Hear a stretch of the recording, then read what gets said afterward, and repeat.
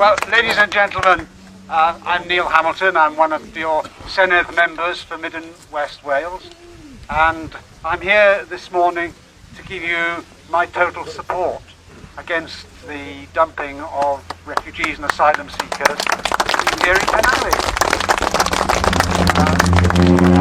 This is obviously a totally unsuitable site to house these people, and anyway, none of them has the legal right to be in the United Kingdom because they've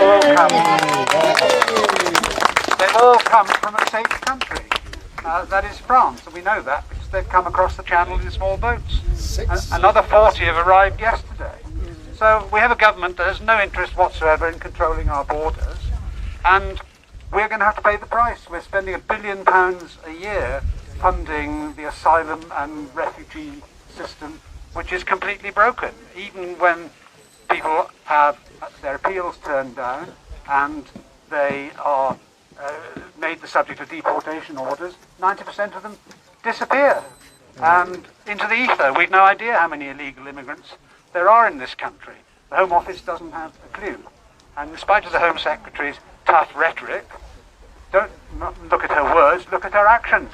And this is the action that we see behind us, dumping people who have no connection with this area at all in an isolated place.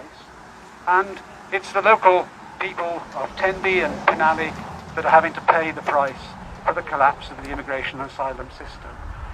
We know that the government has no interest in controlling migration because we had 6 million immigrants come to Britain in the last 10 years.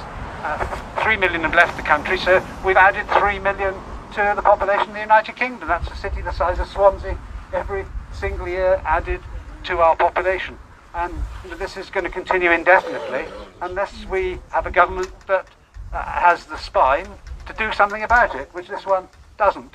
So I will continue to voice my support for you and the people of Penally and Pembrokeshire and indeed the United Kingdom, because there is no public demand for what we are seeing around us today, and we have a government that is not representative of the people of this country, and that goes for Cardiff as well, because as we know we have a Welsh government that's declared Wales to be a nation of sanctuary. And I don't know whether Mr Drakeford has any spare bedrooms, but we can put a few of them up there, and Leanne Wood as well, who promoted this idea of a nation of sanctuary. And I'm afraid that even the Conservatives in the Senedd in Cardiff have been completely silent on this issue. And you have a Cabinet Minister, the Secretary of State for Wales as the local MP, we have the leader of the Welsh Conservatives in Pembrokeshire, member of the Senedd, and they're completely mute on this subject. We haven't even seen Simon Hart. So I saw Simon Hart yesterday by Zoom because I had a meeting with the whole of our health board, and there's a dispute as to how many of these asylum seekers can be safely accommodated within this camp. The Home Office says it could be up to 250.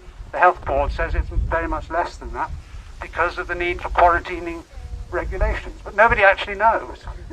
And none of the people who are behind the fence has been examined by the Home Office. We don't know what their health conditions are. In their own interest, we've no idea whether they need specialist treatment or accommodation. The cost and complication of all that falls upon the local health services. And however, are very concerned about what could happen if there were to be, for example, a case of COVID amongst one of the refugees. How would we be able to cope? How would we be able to trace and test the people with whom they've come into contact? So none of this has been thought out. I think it's absolutely outrageous that we've got the Home Office, which has just pushed people here out of sight, out of mind. Maybe out of sight for people in London, it's certainly not out of sight and out of mind for the people of Penally. So I will continue to give you my total support, and hopefully we'll be able to get something done about it. But I have to say, sadly, I'm not holding my breath. Thank you.